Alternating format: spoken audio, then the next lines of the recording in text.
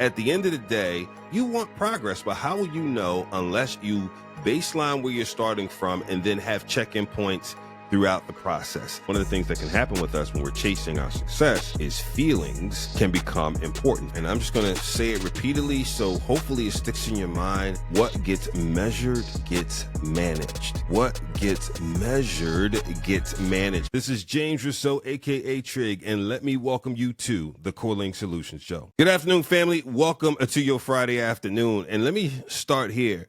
What gets measured gets managed. Some of you responded after last week's show to go on this journey of what I call success on your own terms. You know, a great leader once said, what gets measured gets managed. Today, we're going to go into part 2, which is measurement, fam. We're going to get into baselining so we can measure progress. At the end of the day, you want progress, but how will you know unless you baseline where you're starting from and then have check-in points throughout the process? We're going to talk a little bit about some things going on in AI, some things I think you will be delighted to hear. Family, have you ever been in one of those situations where you walk into a room and the room is intensely uncomfortable, like hot and such, and the people in the room, though, don't seem to recognize it? They are totally oblivious to the fact that over the course of time, that the heat in that room may have gone up, who knows, 10 degrees or more, but they don't get it. And so they're boiling in the room. They are consciously or unconsciously uncomfortable, but they don't fully recognize the change that has happened during the duration of time in that room. And that actually is what it can be like sometimes when you're chasing a goal. You see a goal that you're chasing, you've made progress, but you have no sense of the progress that you've made unless someone asks you to turn back and look to the place from where you started. And so if you're going down a road, it's pretty easy, right? You can say, well, you left this place in your driveway and you've gotten this far. And certainly if you turn and look back, if you're on a highway, for example, you can see how far you've come. But what about when there's not physical markers? That is why measurement is so important. And that's why starting with a baseline is so important. As I said at the start of the show, it's Peter Drucker who first said it. What gets measured gets managed. And so what we want to do as we start this journey for your success is baseline where you are. And if you need another way to think about it, think about your gifts and your talents. How will you know you are stewarding them unless you create measurement milestones? And the very first milestone has to be the baseline. You have to say and be honest about where you're starting from. One of the things that can happen with us when we're chasing our success is feelings can become important. Feelings can become all consuming sometimes. And what we don't want to do is be subjected to our feelings, but be enlightened by objective measures. And so we're going to have all types of measures around. Well, I don't want to spoil it. I'll talk about that in a second. But let's just get grounded in the measurement phase and get yourself set to be introspective about where you are on a number of different things. If you've signed up for this and you're saying, man, Trig, I'm going to walk along with you on this success in your own terms journey, please, please, please get engaged right here with this first part of baselining your progress. And so, you know, you don't need to take copious notes. Send me an email, Trig, Trig, at holycoacher.net, and I'm going to send you access to this tool. And this tool, I would say two things about it. One, it's developed from my book, Success in Your Own Terms, and the workbook. You don't need either to do this because, well, I would say get the book if you want it because there's a lot of stories and such involved that may help contextually. But in terms of the work we're going to do between what I provide here on the show and the podcast and the tool I'm going to send you a link to, you'll have everything you need. I'm trying to make this as light as possible. The second thing I would say is this tool, it will evolve as we go through the journey. One of the things I am trying to do is just let the Lord lead. So I'm using the things that have helped me in the past and other people I've worked with, whether through coaching and presentation seminars and all those different things. But I'm also asking the Lord to help me deliver it in a timely way that meets the needs of the people going on this journey. And so let me tell you about the 4 things you're going to measure within the baseline. So you just have some context, some sense of what are you going to do when you get into this tool. The first thing you're going to do is go through what's called the passion and purpose inquiry to understand where you are relative to your passion and purpose. The second thing you're going to go through is a people assessment. And I know some of you go, so scratch your head, what does that mean? Well, it does mean a couple things. One, it's implied, but now I'm going to say it, that people are a huge part of your journey. Your network, mentors, sponsors, teammates, mentees. By the way, please understand, mentees are a big part too. And so we're going to do all that as we go through this process. The third thing will be planning. How are you planning for the journey? So just like you would go, if you're a hiker, there's certain things you're going to want in your backpack. I'm not a hiker, so I don't know, but I'm going to make some assumptions. You're going to want probably a map/compass. Of course, you'll say, well, I'll use my mobile phone, but what about when there's no mobile signal? You're going to want probably water. You're going to probably want towels. You're probably going to want some form of emergency kit in case something happens, right?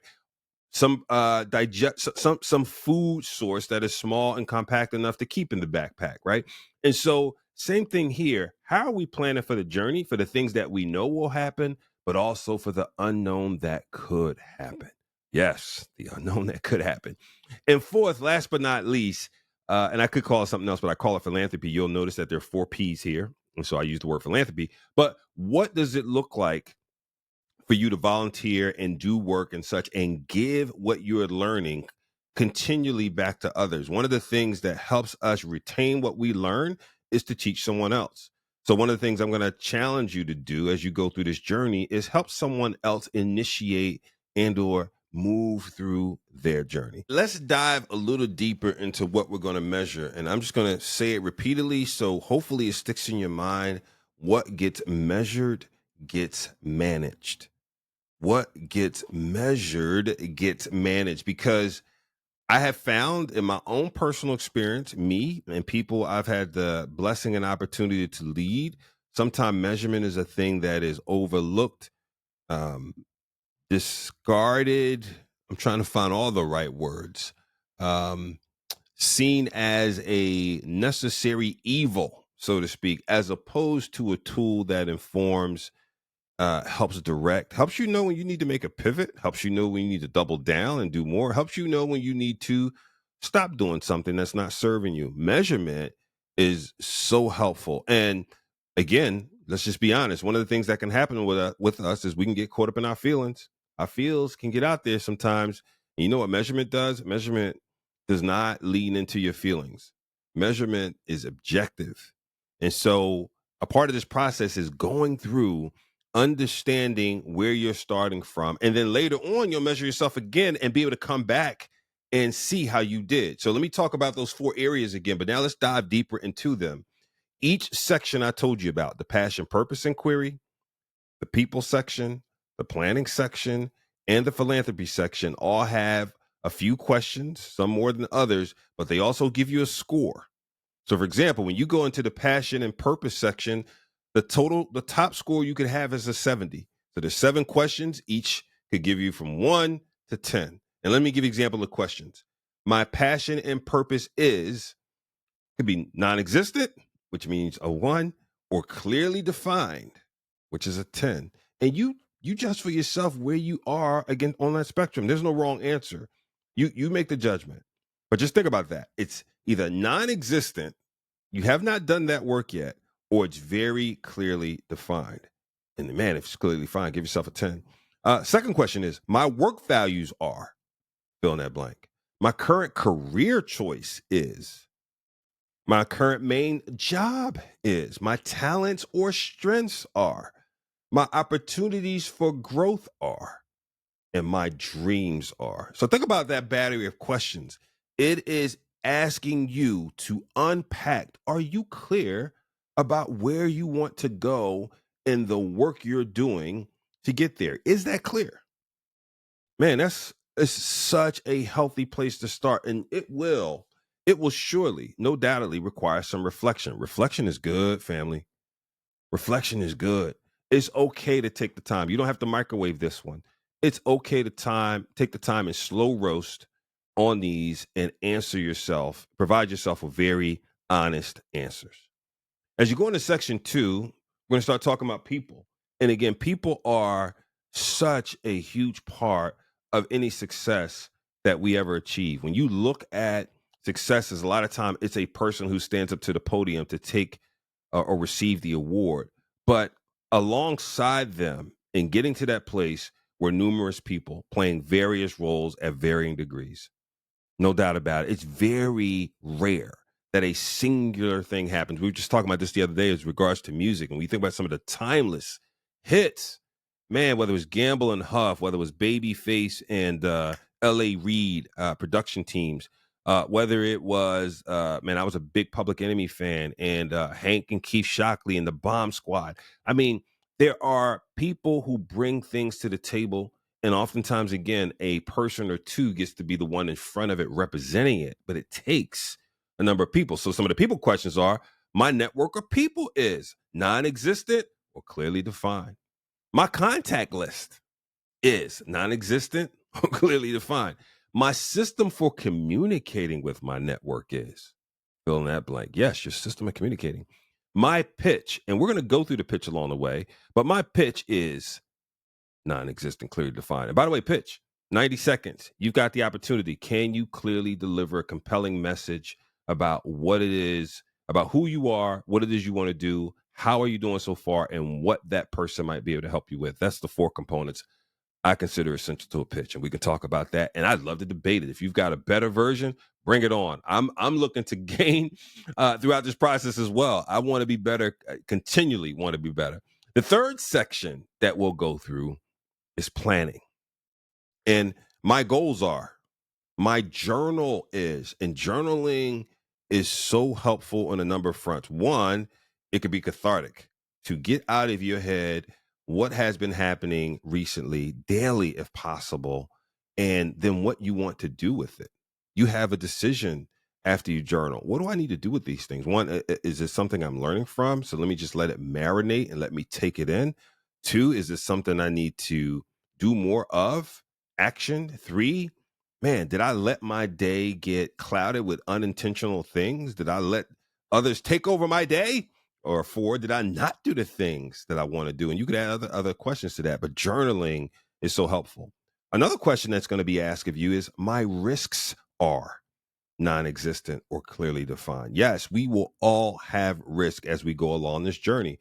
It's whether or not you've taken the time to think through them and what will mitigate some of that risk. So back to the example I mentioned of hiking, one of the, I think, apparent risks are you could run into bears. Are you ready for it? What happens? You could, I don't know, run out of water. What happens? Keep going. So same thing on your success journey. We will talk about risks. Another question is, my personal development plan is, and then lastly, my professional development plan is. And notice the distinction. There's personal development. So for example, it could be your soft skills. It could be your mental capacity. It could be your physical capacity. It could be work-life balance or work-life integration, whatever term you choose to use, versus professional development. It could be the hard skills. I'm a programmer and I need to get up on my coding. I'm a plumber and I need to get up on doing this type of plumbing change function, etc. You get the point. You need to have plans that acknowledge your personal development versus your professional development. So again, I want to encourage you to get to using this tool. I would love for you to do it this week. So when we come to the next part of this journey, you'll be able to keep going. And again, dive into the tool and be introspective and take your time. Don't feel the need to rush through it, family. If you want access to the tool, simply send me an email, Trig, Trig, at holyculture.net. And until next time, be informed, be empowered, be accountable.